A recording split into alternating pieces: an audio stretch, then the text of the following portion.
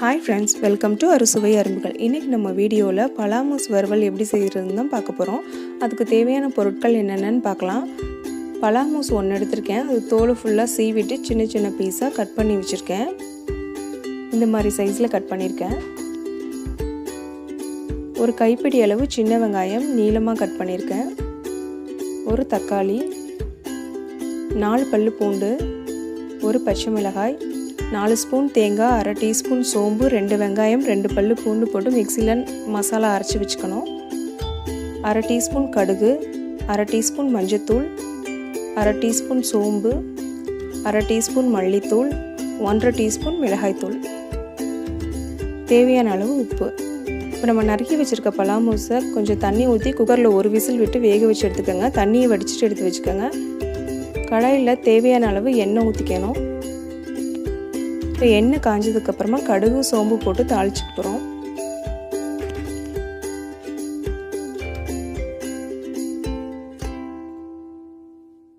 கடுகு பொரிஞ்சிருச்சு. இப்போ வெங்காயத்தை போட்டு வதக்கிக்கலாம்.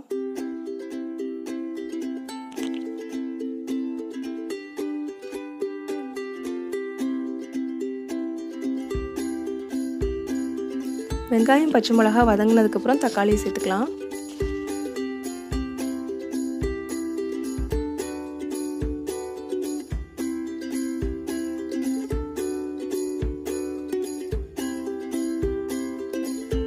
பூண்டையும் சேர்த்து வதக்கிக்கலாம்.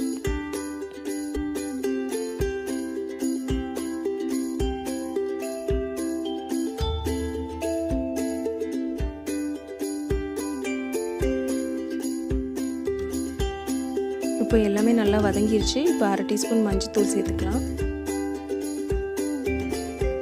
1/2 டீஸ்பூன் மிளகாத்தூள், உங்கள் காரத்துக்கு ஏற்ற மாதிரி மிளகாத்தூள் நீங்கள் சேர்த்துக்கோங்க. அரை டீஸ்பூன் மல்லித்தூள்,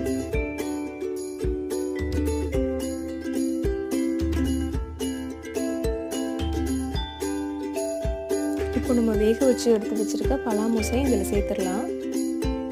பலாமூஸை வந்து ஒரு விசில் விட்டால் போதும், நிறைய விட்டுறாதீங்க, குழஞ்சி போயிடும். இந்த அளவுக்கு வெந்துருந்துச்சுன்னா போதும்.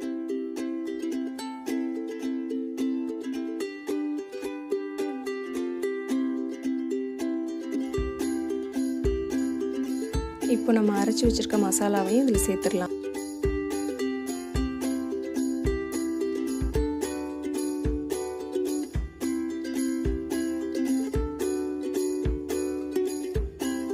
தேவையான அளவு உப்பு சேர்த்துக்கோங்க.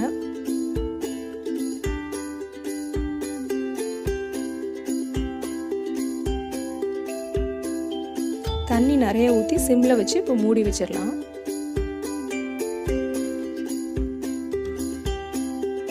நல்லா காய் மூழ்கிற அளவுக்கு நிறையவே தண்ணி ஊற்றிக்கலாம். அது சிம்மிலே வச்சு வேக வைக்கணும்.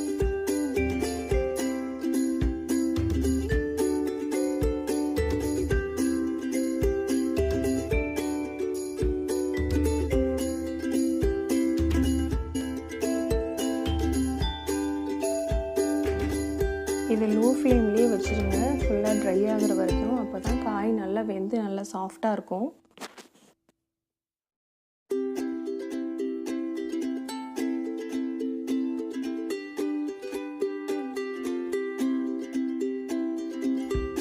இப்போ பாருங்கள், இது நல்லா ட்ரை ஆகிடுச்சு, நல்லா சாஃப்டாகவும் வெந்துருச்சு. இப்போ நம்மளோட பலாமூஸ் வறுவல் ரெடி ஆகிடுச்சு.